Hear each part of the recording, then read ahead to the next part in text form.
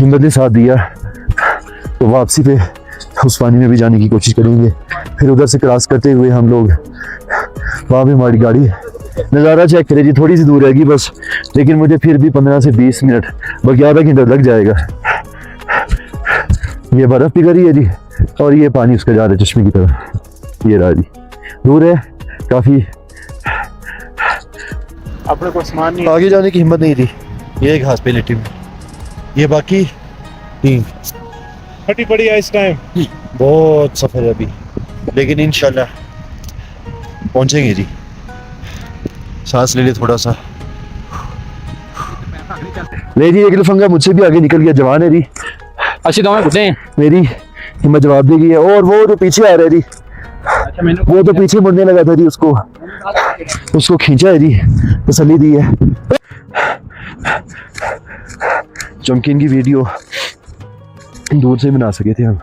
अब सफ़र चल रहा है जी, रास्ते में 5-6 पॉइंट्स हैं जिनको विज़िट करना है हमने, लेकिन मुझे नहीं लगता कि वो विज़िट कर पाएंगे।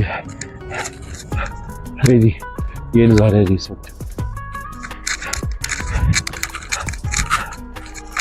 ये रास्ते हैं जी, ये पथरीला इलाका है, हमसे तो नहीं चला जाएगा। घास की तरफ से जा रहे हैं जी। वो 2 बंदे टीम के पहुंच गए जी।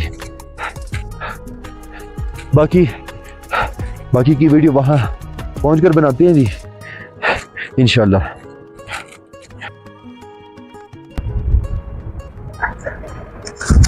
बहुत दूर है जी,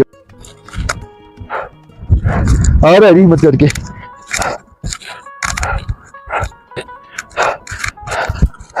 पानी लाना भूल गए जी, मुंह खुश्क हो गया सर्दी की वजह से, सांस लेने में दुश्वारी है। अब वो ग्लेशियर का पानी जो पिघल है उसको ही पिएंगे, लेकिन वहाँ तक पहुँचना अभी टाइम है, पहुँचने में थोड़ी हिम्मत करनी पड़ेगी। रास्ते में मार्को तो नजर नहीं आया कहीं पे, कोशिश थी नजर आ जाए कहीं पे। जो चरागाहें होती हैं इनकी, ये चरागाहें मार्कोट की, यहाँ पर वो एक